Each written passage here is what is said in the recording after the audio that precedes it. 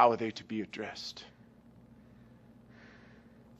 I know that Congress is slow, but it is my opinion that Congress is an honorable body, and given time it will do complete justice to your merits and your sufferings. So let me entreat you, gentlemen, not to take any measures which will lessen the dignity and sully the glory you have maintained. Now is the time to show one more proof of your patriotism, to rise above your sufferings, and by witnessing the dignity of your conduct, the world will speak of the glorious example you have established for all mankind.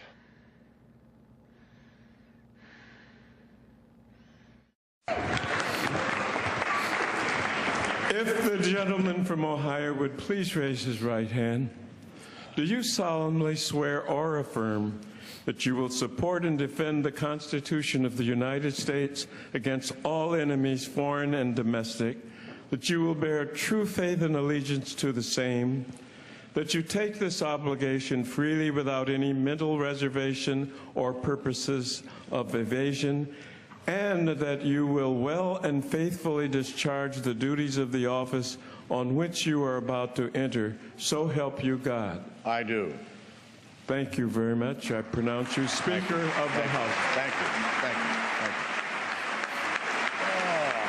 I'm curious to know if you share the view of the White House, your colleague, Mr. Ernest, that Speaker Boehner's invitation to Prime Minister Netanyahu to address Congress next month is a breach of protocol, and whether or not the administration, I'm also interested in knowing whether or not the administration opposes or would not support Prime Minister Netanyahu speaking to Congress. Traditionally, we would learn about the plans of a leader to come to the United States separately from learning about it from the Speaker of the House, which is how we learned of Prime Minister Netanyahu's plans to come and speak to a joint session. Now, yeah, two-fifths. And then I found a quote today, which I'm guessing you saw. This is from Martin Indyk, who's a former ambassador to Israel from the United States, and he's been a guest here a lot. Look at what he said. We can put it on the screen. Netanyahu is using the Republican Congress for a photo op for his election campaign, and the Republicans are using Bibi, or Benjamin Netanyahu, for their campaign against Obama. He goes on to say, unfortunately, the United States relationship will take the hit. It would be far wiser for us to stay out of their politics and for them to stay out of ours. Martin Indyk. How about that, huh?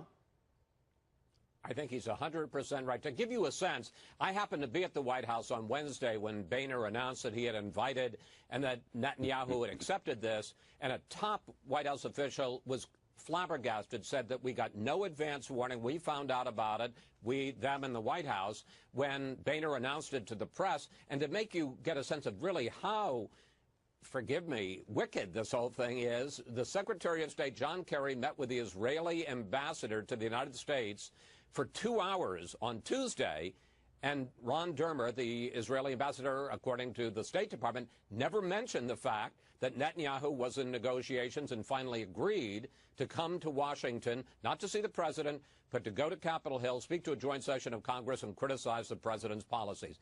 I have to say I'm shocked. It was Secretary Kerry who had a pretty good comeback to Boehner's political stunt here. And I wonder what your thought is on this.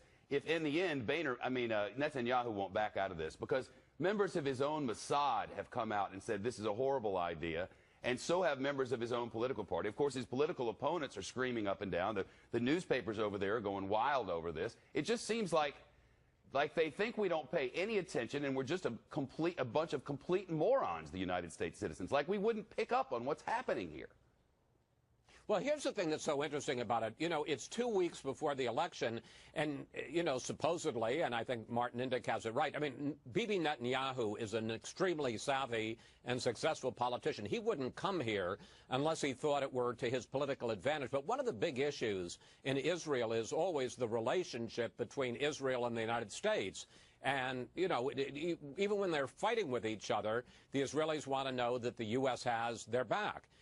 For Netanyahu to do something that is going to be seen as such a deliberate and really pretty egregious snub of President Obama when Obama's going to be in power for the next year and 3 quarters would seem to me to be a very risky political strategy for Prime Minister Netanyahu. Now, he knows his politics better than I do, but, you know, for Netanyahu to come here and side with Boehner against Obama on Iran seems to me to be very dicey politics. You know, the last president, George Bush, used to say, you must stop the expansion of the settlements. So what does Israel do? They move on with expanding the settlements.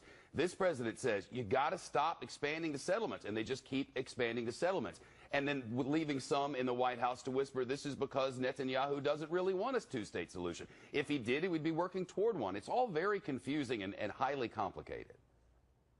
Well, but let's talk about Iran. I don't think anybody objects to the idea that that Prime Minister Netanyahu has a different view of Iran, the threat from Iran. Oh, of course. How couldn't he? And the negotiations that the West are carrying out with Iran.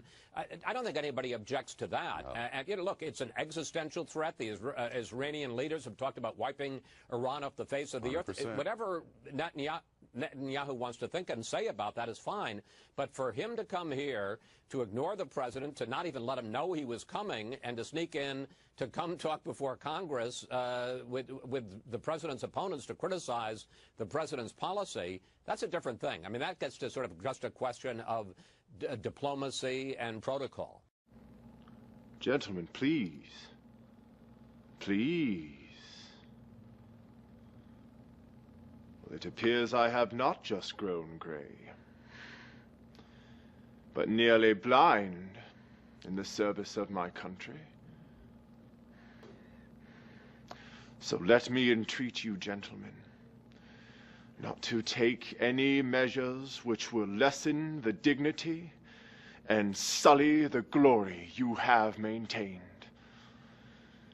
Now is the time to show one more proof of your patriotism.